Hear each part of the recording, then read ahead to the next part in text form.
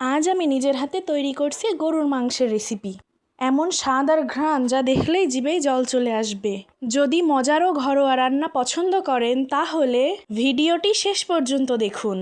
চলুন শুরু করা যাক অর্থের রান্নাঘরে আজ বিশেষ রেসিপি।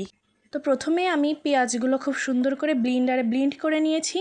তারপরে মাংসের উপরে ওই পেঁয়াজ রসুন আদা বাটা, এক কথায় মাংসের যত মশলা বাটা সব দিয়েছি। তারপরে হলুদ লবণ এবং মরিচের গুঁড়া পরিমাণ মতো দিয়ে নিয়েছি খুব সুন্দর করে। তারপরে সয়াবিন তেল উপর থেকে ছড়িয়ে দিয়েছি। তারপরে খুবই ভালো করে এটা হাতের সাহায্যে মাখিয়ে নিচ্ছি এবং আধা ঘন্টা মতো ম্যারিনেট করে রাখবেন।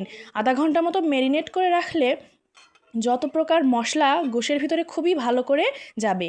তো এখন আমি একটি কড়াইতে খুব সুন্দর করে তেল নিয়ে নিয়েছি। তারপরে এক মুঠ মতো পেঁয়াজ দিয়ে নিয়েছি। পেঁয়াজটা খুবই সুন্দর করে নেড়েচেড়ে লাল লাল ভেজে নিতে হবে।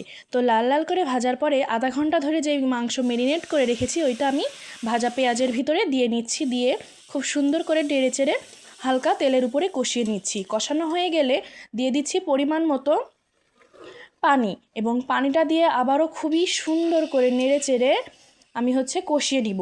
মাংসটা যত বেশিক্ষণ ধরে কষাবেন তত টেস্ট ভালো আসবে। তো মাংসটা পানি দিয়ে কষানো হয়ে যাওয়ার পরে দেখছেন কি সুন্দর, তারপরে তৈরি হয়ে গেল আমার আজকে গরুর মাংসের রেসিপি। তো ভিডিওটি কেমন লাগলো? ভালো লাগলে অবশ্যই একটি শেয়ার করবেন। এই গরুর মাংসের গন্ধে পাশের বাসার মানুষও ভাবছে আজকে দাওয়াতটা কি আমাদের।